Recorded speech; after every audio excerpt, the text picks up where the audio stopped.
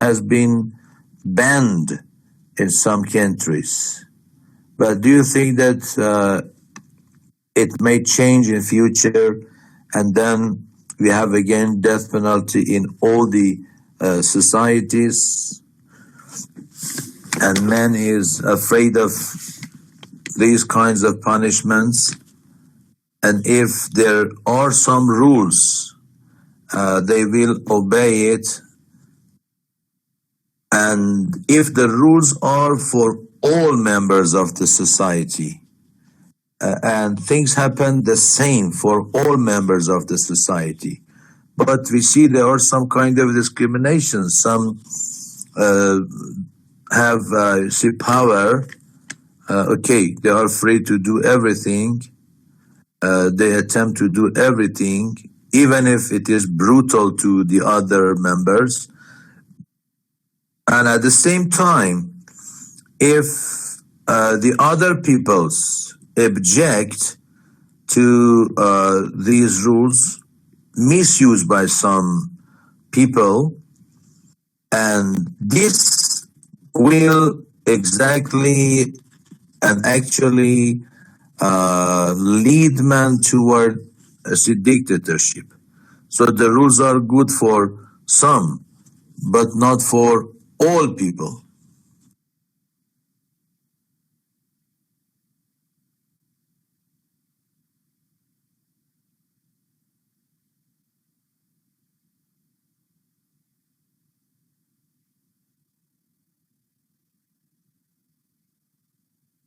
Yes, very good reference to Lucy Lincoln here.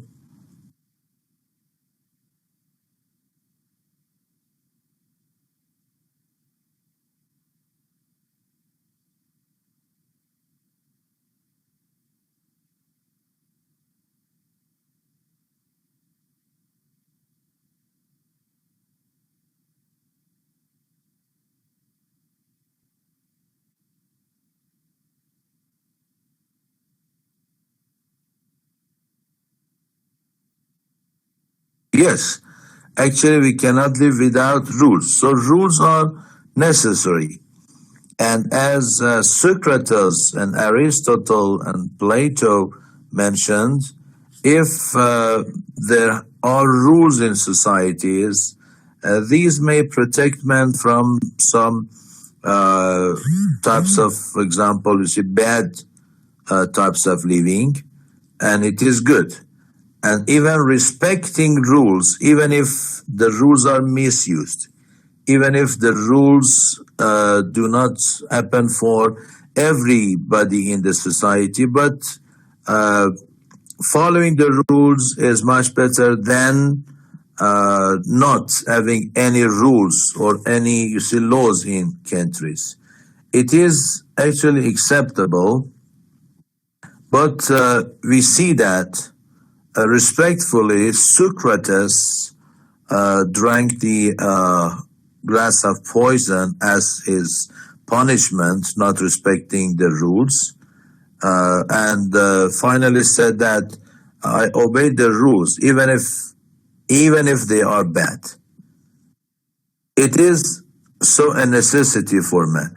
But what happens that the rules and the laws in societies are sometimes misused? One possible answer to this question is this, that man likes the whole power, you see, the entire power for himself. If this person is the king of a country for some times, so he wants to dominate his or her own power to every angle of the society, to everybody, to escape or to make himself free of all the rules. So the rules is by this, like it that the banks are some foundations to keep the rich people's money. The disciplined societies are good to protect the rich and the authorities in the society. Not, for instance, the middle class people or the low class people. And that's why we have some conflict between the poor and the rich in some instances in some societies. And this may end to some crises in societies or to some revolutions in societies, since it is intolerable for everybody in the society to allow that the others who have power, they possess everything, all the possibilities in the societies, all the resources of the countries, misused by them to gather or to increase their own wealth. And it is somehow a kind of, you see, loss of identity for the others. And it is very painful for the other members in the society, as we see in this story, Lord of the Flies, that things that happen are not easy, you see, tolerable for Ralph. But Jack is going to, you see, to authorize everything, to kill, see, everybody, to order all members, and wants everybody to somehow follow his own decisions, since he is going to make all the decisions of this society. And I think that this story is not a good thing for man, if man wants to respect humanity, if man wants to respect brotherhood, friendship. So they may happen in some of the societies that are sterile societies, barren societies, that they do not let the other people also participate in all the activities. And if they are active in some instances, it is merely for the use of the authorities or in the service of the authorities. So this shows a kind of, you see, disintegration in such communities. On one side, we have some middle and low class people. On the other side, we have the rich and those who possess power. And even if those who are poor once reach at that, you see, point, again, because of that system, they are not allowed to do everything for the sake of the society, for the benefit of all the members in that society. As things happen in Lord of the Flies, we see that Jack wants all, you see, the power. Jack wants to somehow dismiss and cast away all the members who are against him by his own authority, by his own, you see, power, by his own selfishness. So for him, he thinks that, okay, I have recognized this for the integration of this society, but we see that later on it ends to some sorts of savagery, to some sort of, you see, brutality. And in this case, there is no place for men's moralities. There is no place for men's civilization, no place for the true existence of power that brings peace and calm and life for everything. So some sorts of, you see, the people in this case, like Jack, are blind toward the other people's living. So the way that this power functions in the society, we see that ends to something like, you see, a battlefield. some on one side and some you see on the other side, the majority and the minority. And in many instances, the majority, if they are filled with their own desires, some are injected through the power sources, so they are unconscious and unaware of their own existence. They are unaware of their own essence. So they only protect those in authorities because they can have their own share here. And it is not, you see, good for idle word. We know that in the real world, it is inevitable, and we see that those who govern some societies, they try to have their own benefits for their own system, for their own parties, not to look at every member in the society. And this goes back as something has been revealed in Lord of the Flies, for instance, you see the characters we have in this novel, like except some, like you see Simon, but look at, you see Jack, look at even you see Roger, and the other you see members try to shift some of their participation because they are not independent.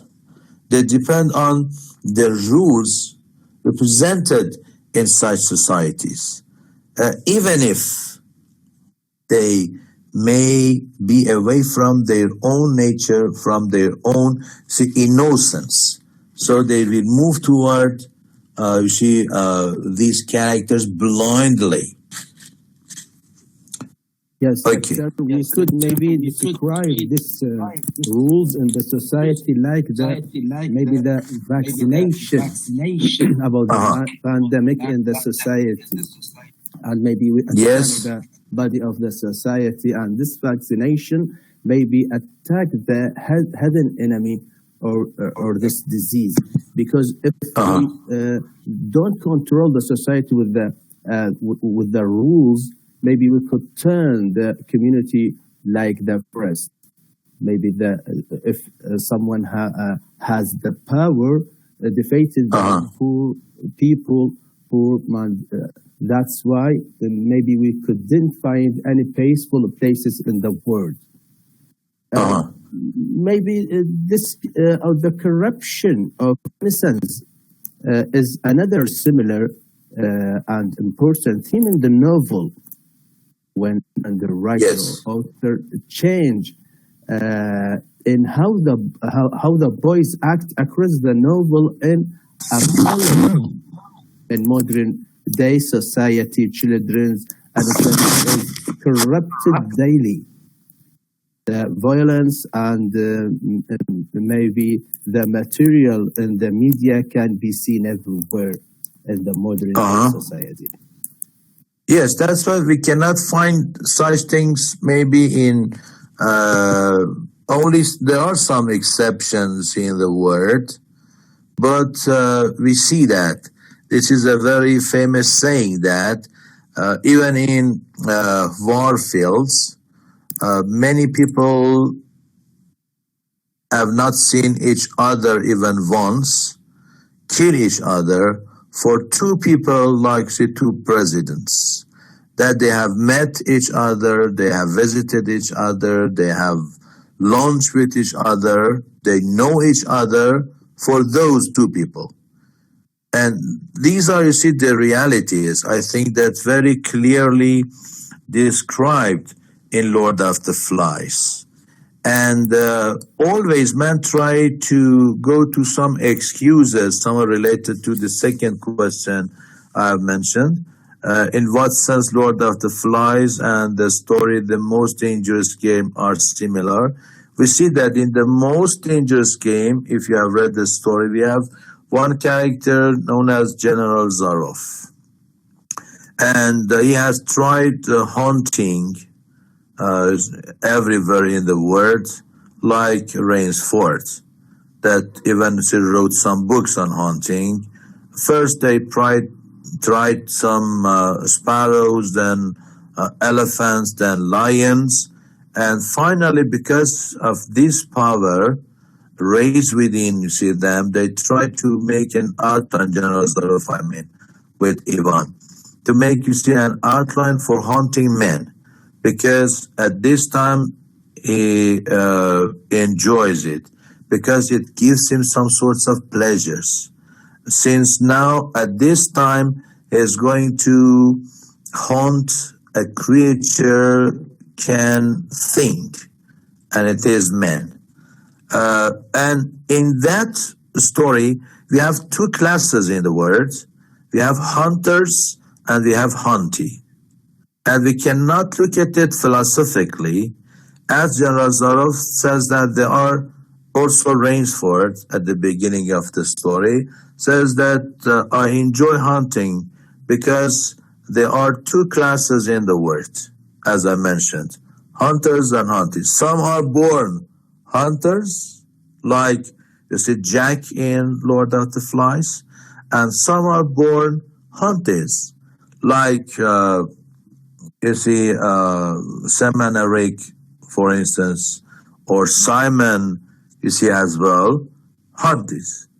And he justifies his act, as Jack also says, that I have been encouraged by my father and I was born a hunter, like the other peoples, that they are born poets. Some are born poets. Some are born like artists, some singers, some players. And I was born as a hunter. So in this case, we see that. Here, I want to draw your attention to this fact that it is clear that Jack is a dictator in the society. This is another, you see, aspect that we can look at this novel. Jack is dictator. Jack is proud of his power and is selfish in this way, but he has provided the members in his group with food. If there was not any person like Jack, maybe these people in the community would die of hunger. Okay. So it is not good for every society to have some dictators, you see, on the top that decide whatever he likes for all the members in this community. But we see that there are some uses. Now, in this case, with this challenging idea, how do you see Jack?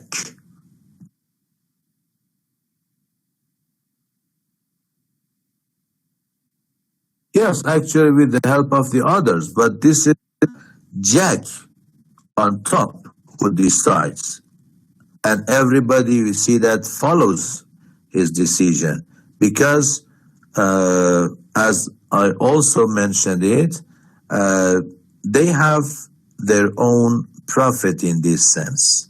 They think that they can be protected with people like Jack as the strong and powerful, you see, on the top. So in this case, we see that, according to, you see, Foucault, maybe the power on top is empowered from the bottom, or from, you see, the levels from the bottom of this pyramid.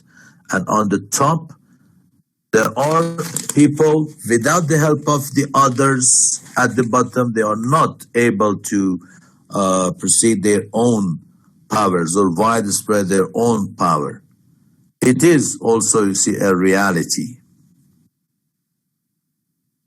So, see, at the end of this class, I can say that maybe there is not any escape from this type of managing societies. Maybe man needs those evildoers in his life. Without them, maybe things are damaged. These decadences, as part of the realities of man's life, this dictatorship maybe, are part of things that may get back to man's nature. And as Freud mentioned, the pleasure principle and the reality principle, maybe we are pleased to do something for the betterment of the society, but as the reality principle, things, if followed, bring lots of use and lots of benefits for man to convey his own even life, to live and to survive. There are some other questions. I'd like you to read and also try to answer those questions, like Jack in Lord of the Flies and Creon in the play Antigone by Sophocles. But we have to be aware of this fact that at least we are human. And at least we have to do lots of things for humanity. We have to respect moralities of the world. We have to respect other people's ideas. Maybe they are also idealistic views, but we are men. There are some instincts, yes, and sexual behaviors, but we have to follow that kind of living as our style of living, to respect the others, to be kind, to the others, to be helpful. So these are, the phases of life, somehow mirrored in some of the stories, in some of the artistic work, in some pictures, in some poems. So better to follow all these aspects of life as well. Anyhow, thank you, very much. For our next session, we try to begin with a farewell to Arm by Ernest Hemingway. I have sent the questions earlier, so you can refer to the questions.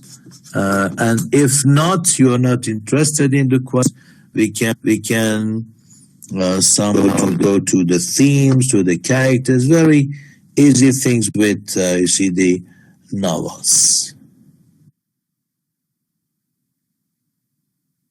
Okay, anyhow, thank you very much.